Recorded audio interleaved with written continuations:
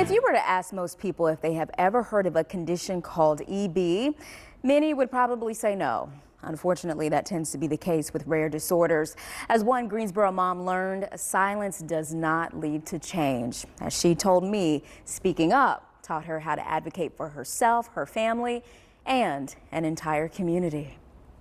So if you have a real big boo-boo and you have EB, put this one on.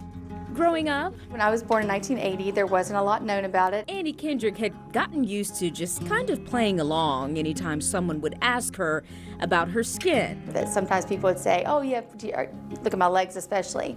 They say, oh, you have poison ivy. And I'd say, sure. Or they'd say, you have eczema, sure. And they would, people would try to tell me things I needed to do. Or sometimes people would look at my hands and ask if I'd been burned. Choosing not to educate people stopped being an option when Annie became a mom. So he was born at 38 weeks, missing very large patches of skin. Although Annie and her husband were anticipating the chance their son Brooks could be born with epidermolysis bullosa, or EB, it was still hard to come to terms with the confirmation. It was terrible. It was terrible.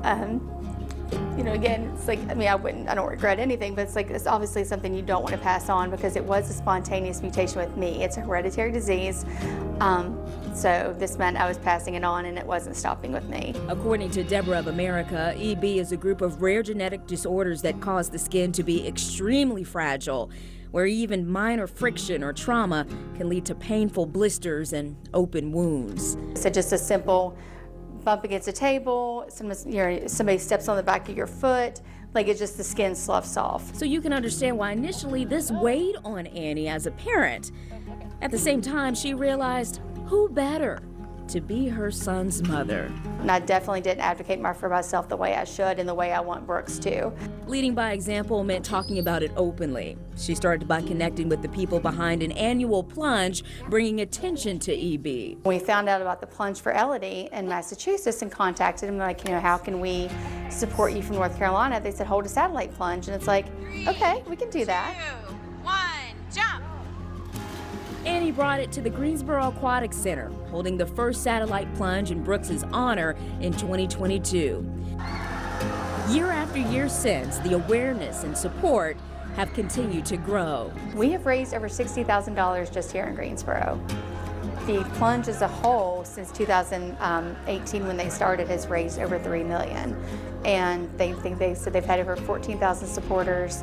And Greensboro has been one of 22 locations across the globe. He's pretty enthusiastic. I know, this is my favorite. Brooks, you could not keep him out there. The visibility allows Annie to give reassurance to other families like the one who reached out to her from Texas. They're like, oh, here's you. You're 45 years old. You don't look any different than anybody else. And this is, things that you've done. And then I've shown them pictures of Brooks. And they're like, they've seen him playing soccer and running with his friends and swimming in the pool. And they're like, this is something we wouldn't have envisioned for our child without seeing this. Brooks is 6 years old now, and he's growing up in a very different world than she did. Brooks is able to FaceTime with a little boy in Seattle. The fundraising is important to improve treatments and clinical trials, ultimately working toward a cure. And the relationships Annie has built in the process are truly just as valuable. The community I didn't know I needed until we had it. The most effective form of advocacy is telling your story and putting a face to a name. And so that's what we've tried to do, and I've wanted him to realize that from day one. This kid's real fragile like a butterfly. Well, you just heard Brooks there saying real fragile like a butterfly. Well, that's because EB is often compared to the wings of a butterfly to explain just how sensitive the skin is across the 4 major types. To learn more about them and how to get involved, visit ebresearch.org.